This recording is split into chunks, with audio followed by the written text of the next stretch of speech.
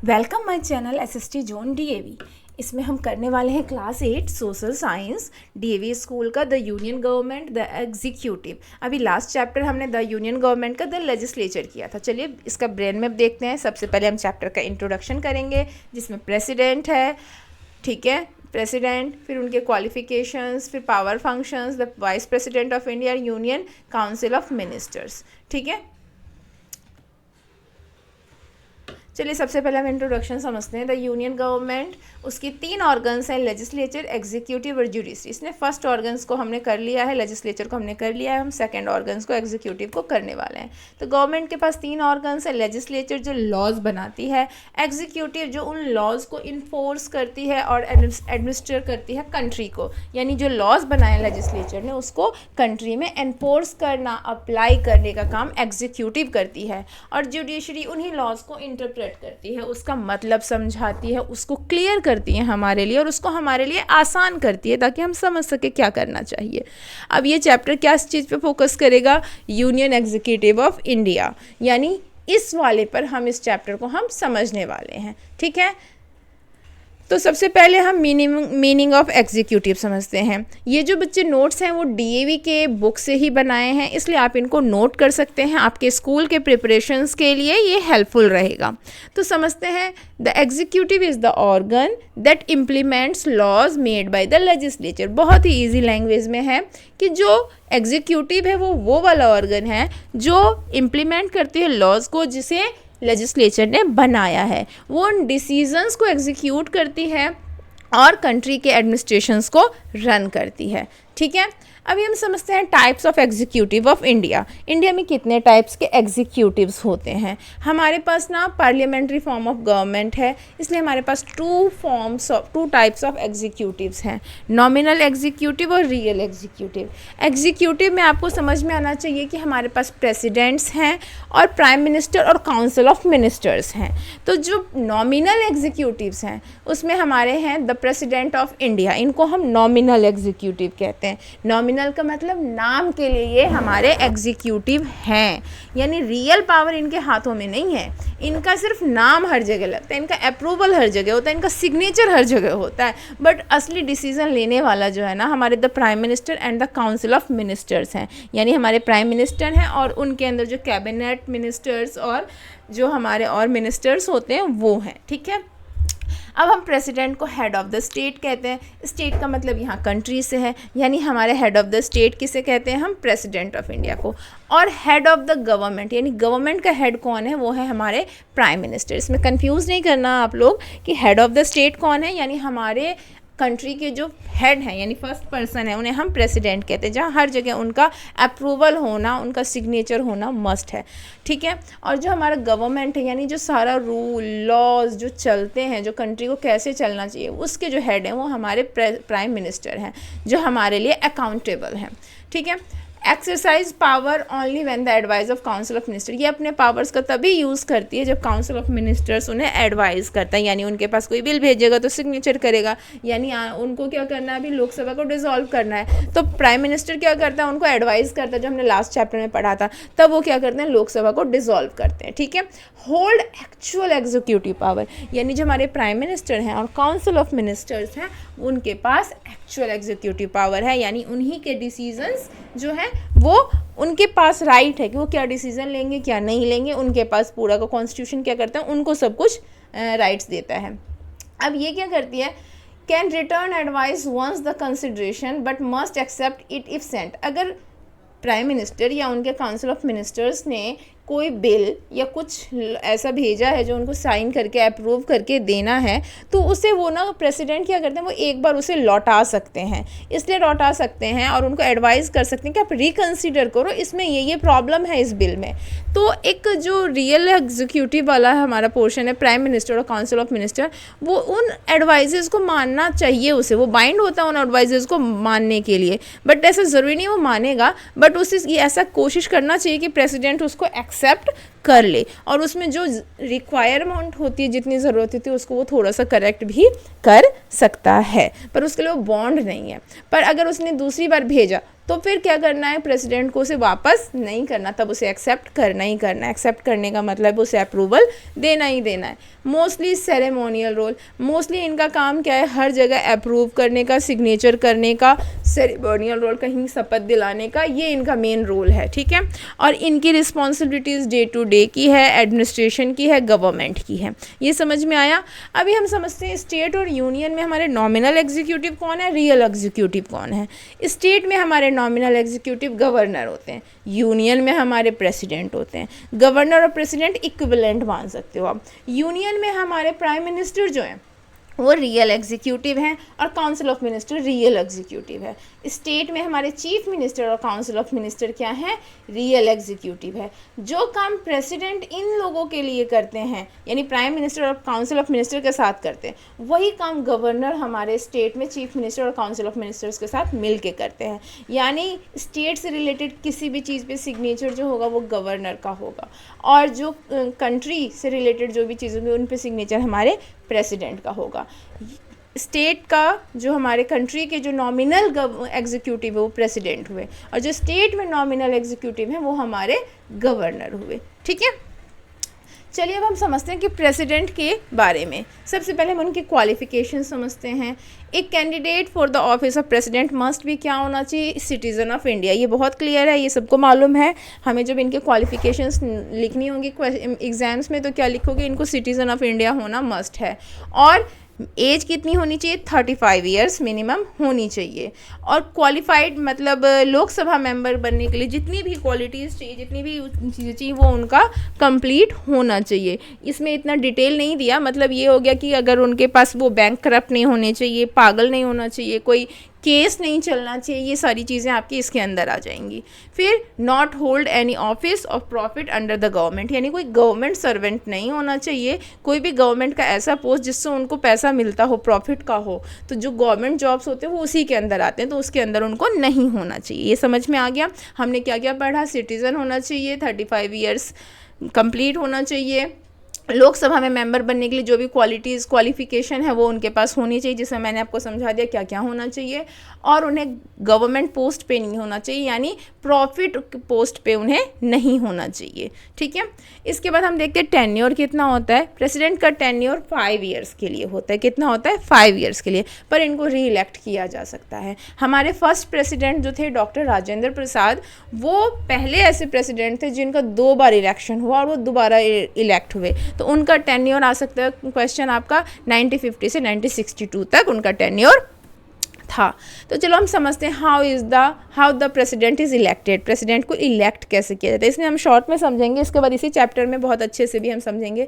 सबसे पहले इन्हें हम डायरेक्टली इलेक्ट नहीं करते हैं, ये आपको बहुत अच्छे से मालूम है। हम इन्हें डायरेक्ट नहीं, हम इन्हें इनडायरेक्ट इलेक्ट करते हैं, यानी हमने जो रिप्रेजेंटेटिव्स चूज़ किए हैं वो इनको इलेक्ट करते हैं। सबसे पहले समझते हैं कि इलेक्टोरल कॉलेज क्या होता है। इलेक्टोरल कॉलेज होता है लोकसभा, राज्यसभा और लेजिस्लेटिव असेंबली के इलेक्टेड मेंबर्स। लोकसभा, राज्यसभा आपको समझ में आता है, जो हमारे सेंटर में 2 हाउस हैं। अब लेजिस्लेटिव असेंबलीज और लेजिस्लेटिव काउंसिल 2 चीज़ें होती हैं स्टेट में, लेजिस्लेटिव असेंबलीज और लेजिस्लेटिव काउंसिल स्टेट में होता है। जैसे हमने यूनियन स्टेट का भी समझा था, तो लेजिस्लेटिव असेंबली और लेजिस्लेटिव काउंसिल हर स्टेट में दोनों नहीं होता। लेजिस्लेटिव काउंसिल हर स्टेट में नहीं होता, वो बड़े बड़े स्टेट जैसे यूपी, बिहार, महाराष्ट्र, इन जगहों पे है। लेजिस्लेटिव असेंबलीज हर स्टेट के पास होती है।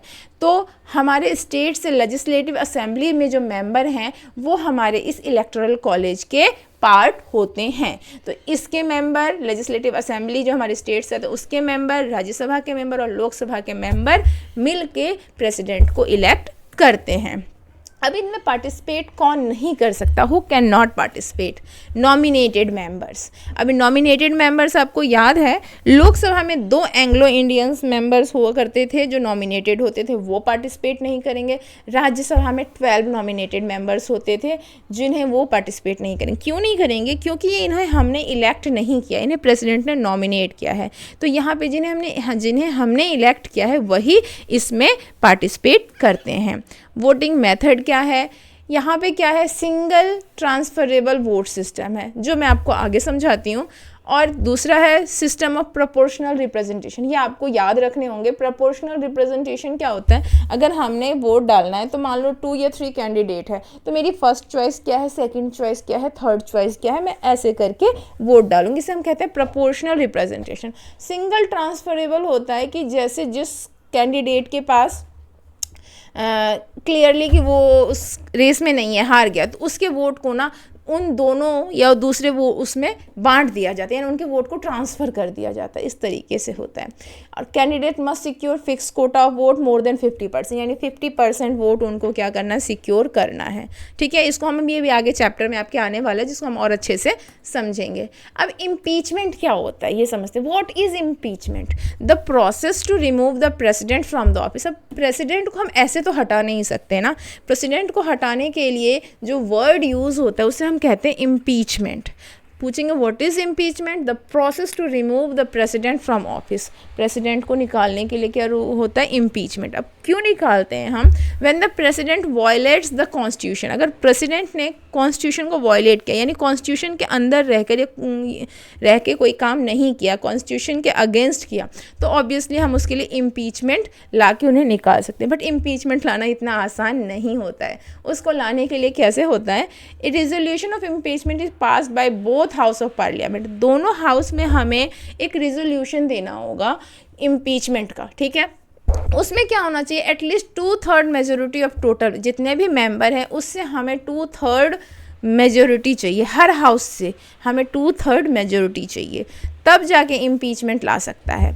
अब सक्सेशन ऑफ प्रेसिडेंसी, यानी प्रेसिडेंसी जब प्रेसिडेंट नहीं होंगे तो उसके बाद क्या हो सकता है, when the office become vacant. अगर इम्पीचमेंट के थ्रू या फिर कोई डेथ के थ्रू, किसी के थ्रू अगर कभी सिचुएशन वैकेंट हो जाए, if the president office become vacant due to death, resignation और इम्पीचमेंट। हमारे पास 3 तरीके से सिचुएशन जो ऑफिस है वो वैकेंट हो सकती है, कि डेथ से, ठीक है, या फिर रेजिग्नेशन दे देंगे, या फिर इम्पीचमेंट के थ्रू। ये हमारा जो प्रेसिडेंट वाला पोस्ट है वो कभी खाली नहीं रह सकता, तो वहाँ पे कोई ना कोई आएगा। तो उस पे आते हैं हमारे the vice president of India become the acting president. तो उस टाइम में कौन आते हैं, हमारे the vice president of India. ठीक है, किन 3 रीज़न से हमारे वैकेंट हो सकते हैं, डेथ से, रेजिग्नेशन से और इम्पीचमेंट से। इम्पीचमेंट क्या है समझ में आ गया। इम्पीचमेंट हो गया प्रेसिडेंट को निकालने का जो प्रोसेस है, उसे हम इम्पीचमेंट कहते हैं। कैसे होगा, जब दोनों हाउसेस से उसे 2/3 मेजोरिटी मिलेगी, तब जाके इम्पीचमेंट का रिजोल्यूशन पास होगा। ठीक है, अभी इनका ड्यूरेशन कितना हो सकता है। The vice president officiate until a new president elect. जब तक न्यू प्रेसिडेंट इलेक्ट नहीं होते तब तक वो ऑफिशिएट हो सकते हैं, यानी वहाँ पर रह सकते हैं।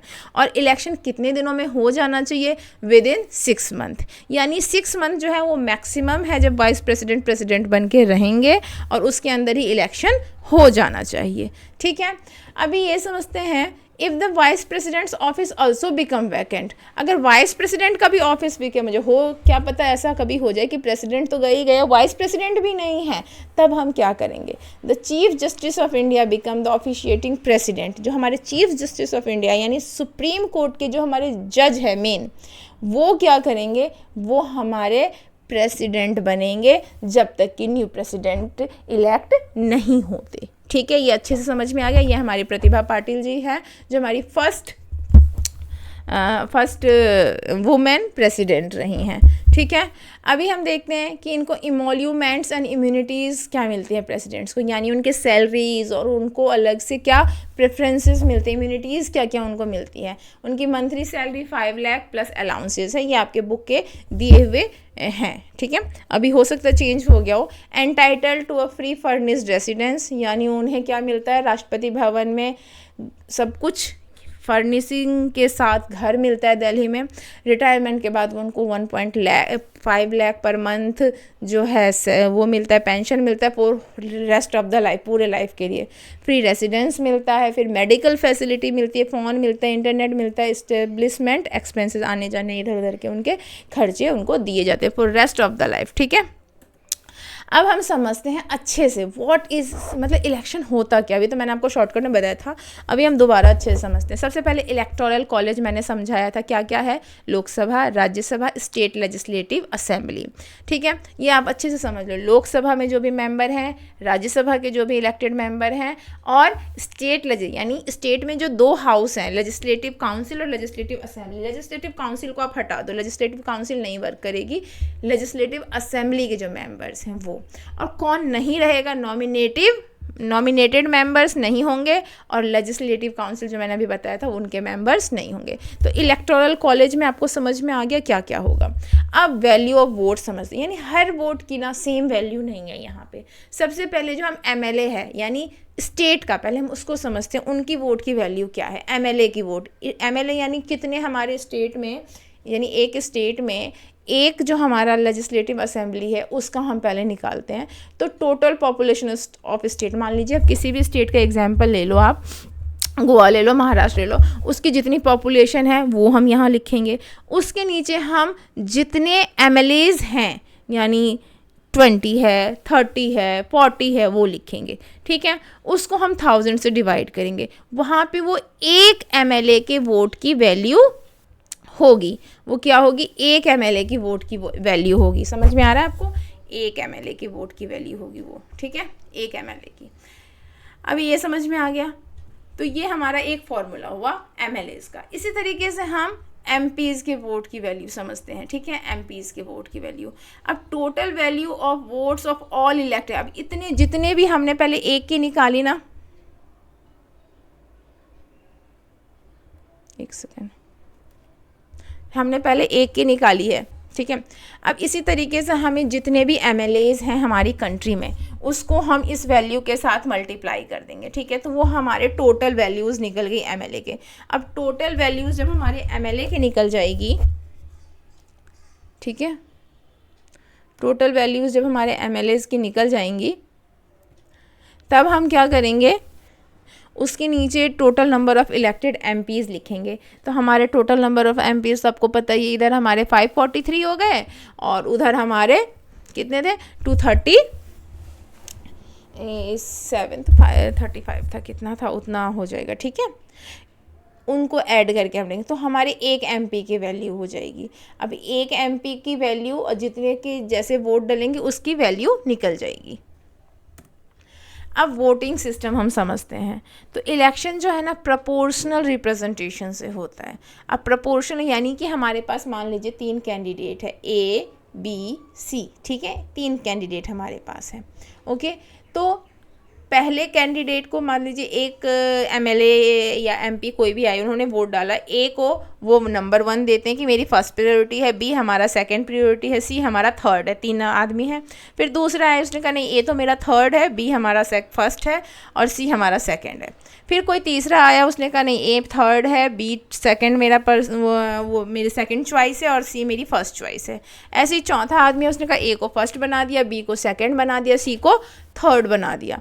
और फिर ए को किसी ने सेकंड बनाया, फिर बी को किसी ने फर्स्ट बनाया, सी को किसी ने थर्ड बनाया। इसे हम कहते हैं प्रोपोर्शनल रिप्रेजेंटेशन। मेरा वोट जो है ना किसी एक आदमी के लिए नहीं, एक को मैंने फर्स्ट चॉइस बनाई, दूसरे को मेरी सेकंड, तीसरे को मेरी थर्ड, मैंने ऐसे करके चॉइस दी। इसको हम बोलते हैं प्रोपोर्शनल रिप्रेजेंटेशन।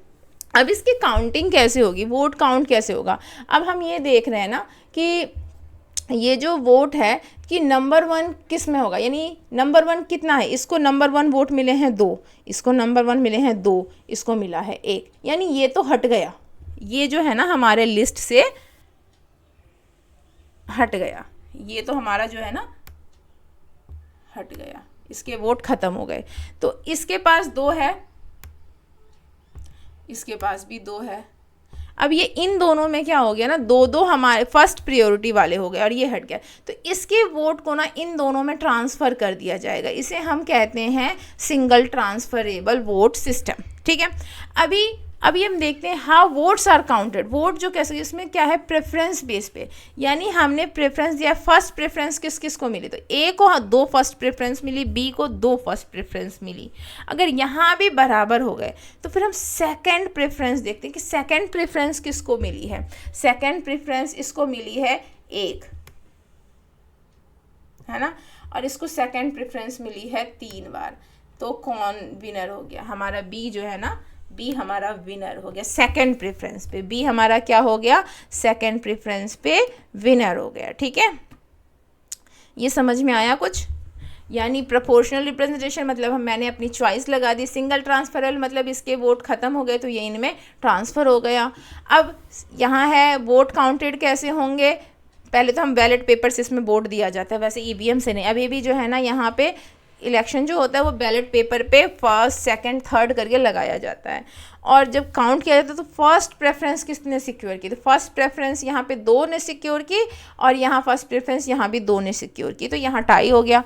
तो अब सेकंड प्रेफरेंस कैसे हुआ? तो सेकंड प्रेफरेंस इसने 1 इसने सिक्योर की और इसने सेकंड प्रेफरेंस 3 सिक्योर की, तो विनर हमारा जो है बी हो गया। तो इस तरीके से इसको हम काउंट करते हैं। ठीक है, और कैंडिडेट के मस्ट क्या कितना होना चाहिए? टोटल वैलिड वोट बाई 2 + 1, ये एक फॉर्मूला है जिसके तरीके से वो निकले, यानी 50% से ज़्यादा उनके पास वोट होने चाहिए।